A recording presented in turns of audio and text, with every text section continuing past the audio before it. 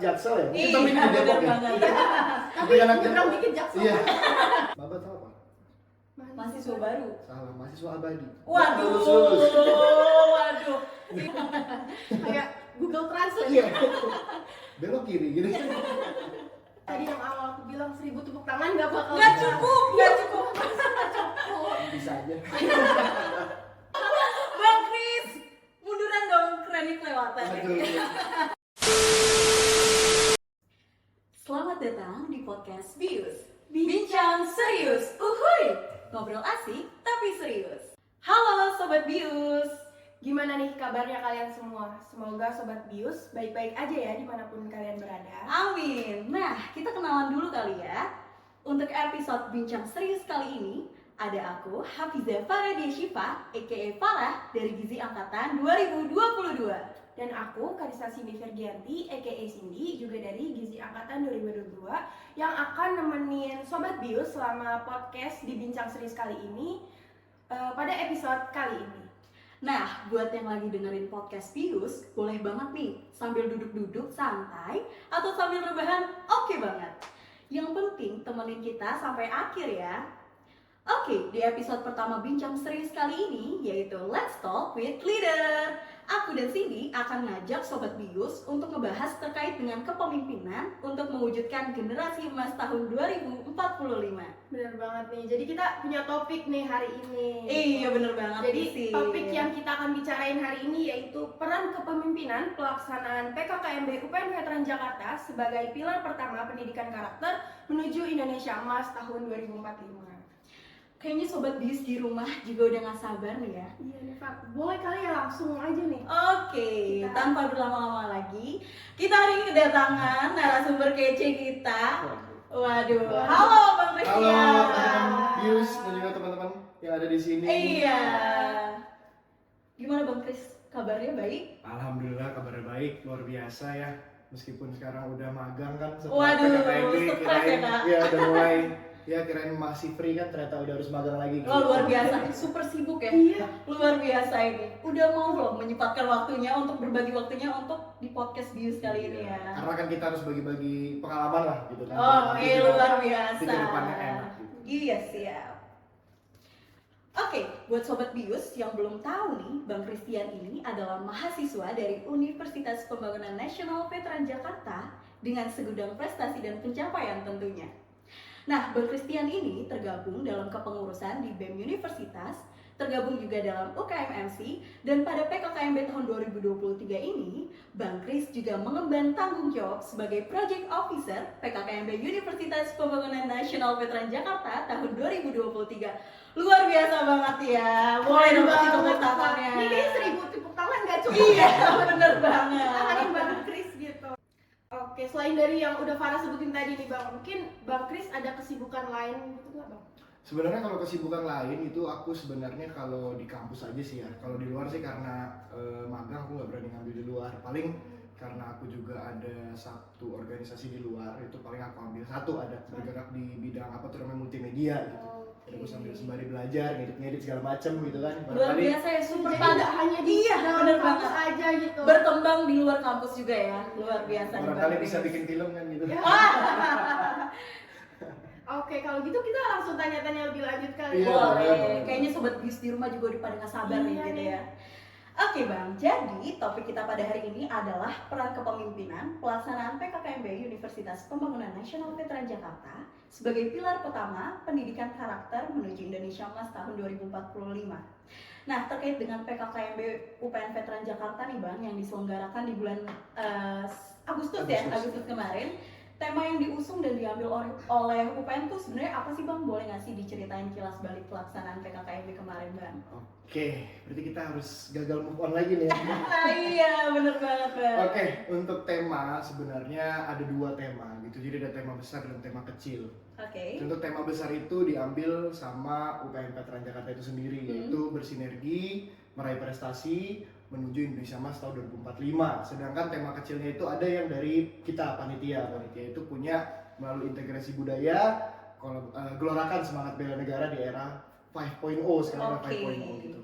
PKKMB kemarin ya luar biasa ya. Luar biasa. Alhamdulillah UPN itu kalau nggak aku nggak salah ya, itu PKKMB-nya yang pertama kali di antara universitas-universitas lain gitu kan. Jadi Pantesan ya Far, FYP kita Iya, FIP itu Patri Bera Iya. luar biasa ya. Aku ngeliatnya kayak UI atau UNJ kan tuh setelah kita ya. Iya. Alhamdulillah kita juga dapat narasumber-narasumber yang luar biasa Iya, ya. benar banget. Ada Pak Menteri Pertahanan, terus ada Kepala Badan Pemberdayaan Keamanan Polri, terus juga ada apa namanya dari tentang dokter kesehatan mental gitu. Itu sangat penting gitu kan. Karena kan sekarang topik-topik anak Jaksel ya. Mungkin topik Iya, di Depok benar ya. banget. tapi Tapi anak nyebrang dikit Jaksel. Iya.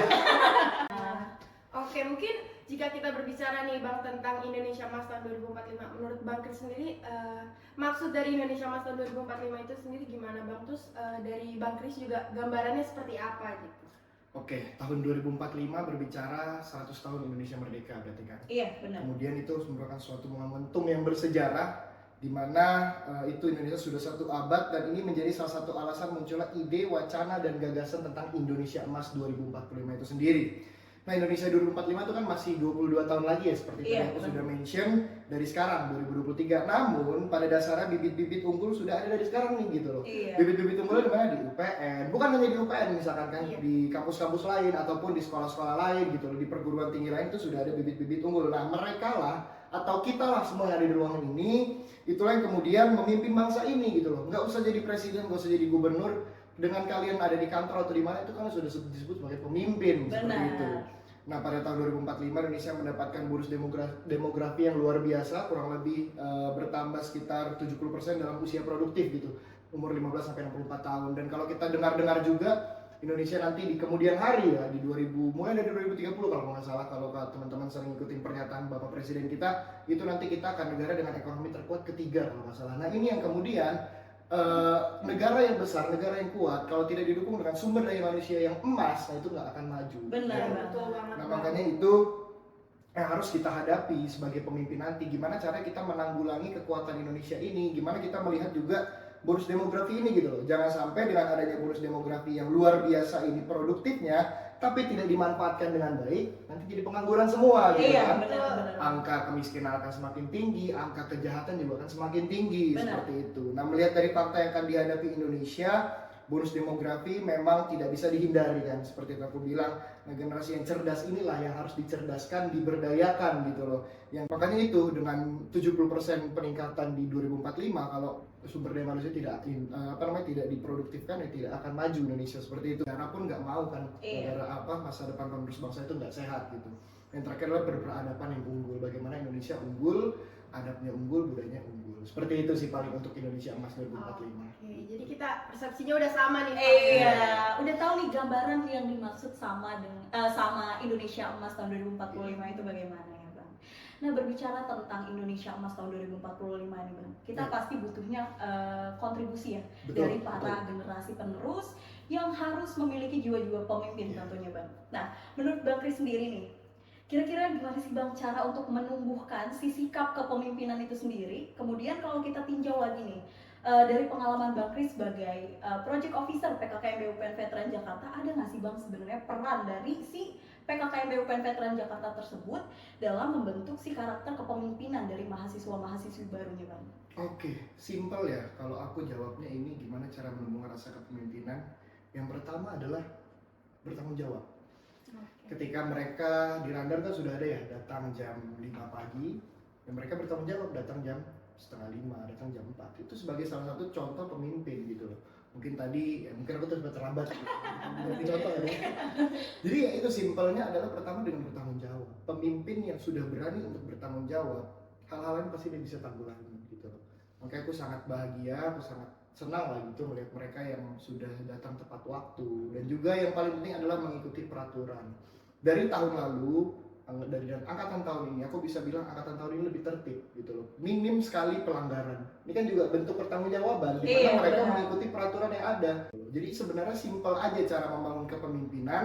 Ketika kamu sudah belajar bertanggung jawab dan menghargai siapapun itu kamu hargain, kamu berusaha berikan waktu untuk siapapun yang mau datang ke kamu untuk diskusi, ngobrol, main segala macam, itu sudah membangun kepemimpinan kamu. Sebenarnya sepertinya simpelnya seperti itu. Jadi Wah. dari langkah-langkah kecil gitu. Iya, Iya, benar banget kecil. ya. Hal-hal kecil itu ternyata mempengaruhi ya, Bang. Iya, gak usah yang gede-gede lah, gak usah ambil contoh-contoh besar, tapi contoh-contoh kecil seperti itu sebenarnya udah Maksudnya, cukup gitu. Untuk membangun jiwa Iya, untuk kepemimpinan membangun. sendiri. Oke, dari terlaksananya PKKMB UPN kemarin nih Bang, sebenarnya output yang diinginkan dan dihasilkan tuh apa sih Bang? Lalu ada gak sih impact yang dapat dirasakan secara langsung gitu terhadap pembentukan karakter mahasiswa-mahasiswi baru UPN Veteran Jakarta? Serta bagaimana Bang bentuk dari impact tersebut gitu?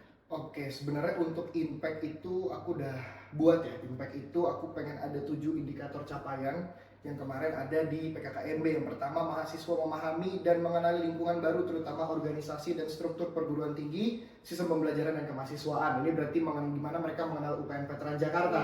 Makanya di PKKMB kemarin ada pengenalan jajaran rektorat, kemudian ada pengenalan fakultas di PKKMB fakultas kan, dan juga ada pengenalan UKM, BSO yang ada di UPN. Itu menurut aku yang pertama udah tercapai.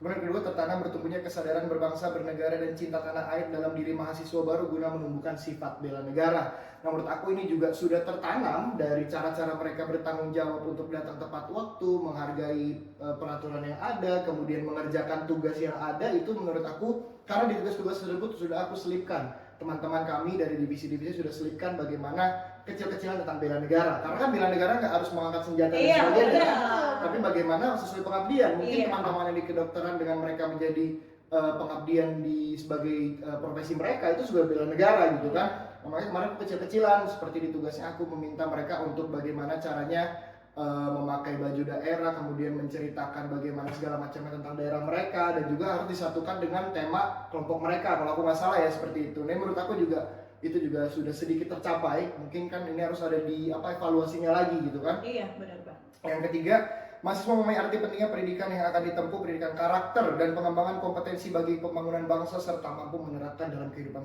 sehari-hari. Nah, tadi aku bilang juga ya, Indonesia emas itu gak jauh-jauh dengan karakter.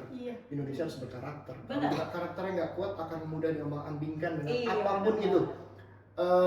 Seperti halnya terorisme itu gampang orang nge-brainwash kalau kita nggak punya karakter yang kuat. Kalau kita nggak tertanam dengan Pancasila, dengan undang-undang dasar, itu pasti kita akan mudah goyah. Mungkin ini terdengarnya sulit untuk dilakukan. Banyak sekali mungkin dari, ya nggak usah lah jauh-jauh, mungkin dari internal kita sendiri kadang-kadang, aduh apaan sih Pancasila? Kan sih Mars bela negara deh. Bisa kita nyanyiin kan, mungkin kadang-kadang ada yang berpikiran seperti itu, tapi itu sebenarnya pembangunan karakter. Itu cara pembangunan karakter yang menurutku adalah gimana kita dalam pemikiran kita, gimana kita melihatnya gitu loh. Mungkin kalau kita ngeliat sebagai rutinitas ya mungkin itu nggak akan berhasil, tapi kita ngeliatnya sebagai orang Indonesia, kita orang yang bernegara, itu buat karakter kita seperti itu kan. Kadang dianggap remeh gitu. Iya, gitu, itu yang kebanyakan terlalu menggampangkan lah.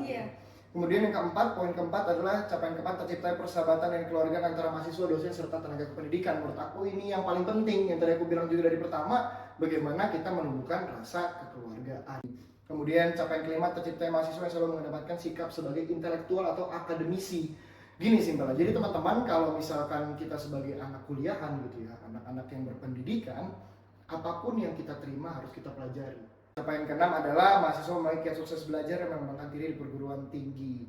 Jadi teman-teman masuk ke kampus bukan untuk jadi maba. Maba tahu apa? Mahasiswa baru. Salah, mahasiswa abadi. Waduh.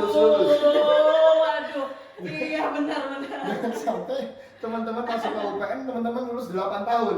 Iya. Itu kan ada 2 kalinya, makanya kita harus pengen sukses belajar dan mengembangkan diri di perguruan tinggi.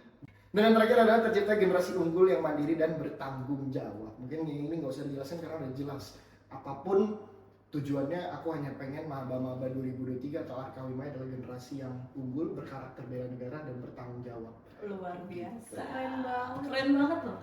Aku sampai amazed ya dengerin Bang Kris ngomong, wah ini ternyata UPN itu punya visi dan misi yang jauh gitu ya ke depannya. Bang Kris, munduran dong, kerennya kelewatan. Aduh, semuanya di sini keren gitu kan. Di sini keren, bisa bikin podcast itu juga keren, bisa nge-MC itu juga keren. Keterampilan berkomunikasi itu keren loh teman-teman. Apalagi di akhir-akhir ini nggak bisa loh robot itu jadi MC. Oh iya benar. Mungkin robot bisa gantiin ini yang apa main laptop ya, tapi robot nggak bisa gantiin keterampilan berkomunikasi kan, mereka flat nadanya. Oh iya. Kayak Google Translate. Iya. Belok kiri gitu.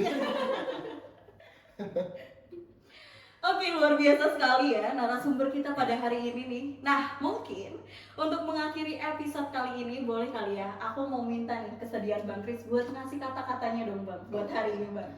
Kata-kata buat hari ini sebenarnya aku hanya ingin menitipkan pesan ya buat teman-teman siapapun yang menonton ini, siapapun yang mendengarkan ini, termasuk Arkawimaya atau mahasiswa baru 2023. Ayo sama-sama kita wujudkan tema besar kita, bagaimana kita bersinergi, kita collab sebagai satu kema UPN Veteran Jakarta. Kita bersinergi itu apa? Kita saling bergenggaman tangan menuju visi Indonesia Emas 2045. Mari kita punya karakter yang unggul, kuat, dan tentunya beridentitas bela negara. Jangan ragu lagi, jangan ada suatu jangan terlalu introvert ya kan? Jangan terlalu introvert gitu kan. Cari teman sebanyak-banyaknya, cari relasi banyak-banyaknya, maka kamu akan bisa sebagai satu insan yang akan membangun Indonesia Emas tahun 2045. Luar biasa, kasih tepuk tangannya dong. Kayak tadi yang awal aku bilang 1000 tepuk tangan nggak bakal. Nggak cukup. Bisa aja. Oke Sobat Bius, dari tadi kita udah ngobrol-ngobrol banyak nih dari Bang Kris, dan Bang Kris juga udah ngasih banyak banget pengalaman ke kita. Dan gak kerasa nih kita udah di akhir sesi podcast. Waduh, kita. kayaknya Saya kira sampai jam 8. Kayaknya baru sebentar banget ya ngobrol. 2 menit ini ya? Iya, 2 menit kali ya ini baru ya. Oke, kalau gitu aku dan Cindy mau ngucapin terima kasih banyak banget nih Bang untuk Bang Christian karena udah mau direpotkan, udah mau ngeluangin waktunya di Sama-sama. waktu yang super padat ini. Bang Iya. Chris keren banget manage waktunya ya. Oke, makasih juga Bang udah sharing informasi yang begitu banyak buat Iya. kita. Dan tentunya ini pasti menjadi insight baru ya untuk para sobat bius yang lagi dengerin podcast Oke, di sobat rumah. bius jangan kebius kan, kebius tidur. Oke, buat para sobat bius, terima kasih juga buat para sobat bius yang telah setia gitu ya dengerin podcast ini dari awal sampai akhir. Oke, segitu dulu bincang serius episode Let's Talk with Leader. See you di bius episode selanjutnya. Bye bye sobat Thank you bius. bius, thank you Cindy, thank you Farah. Thank you Bang Chris.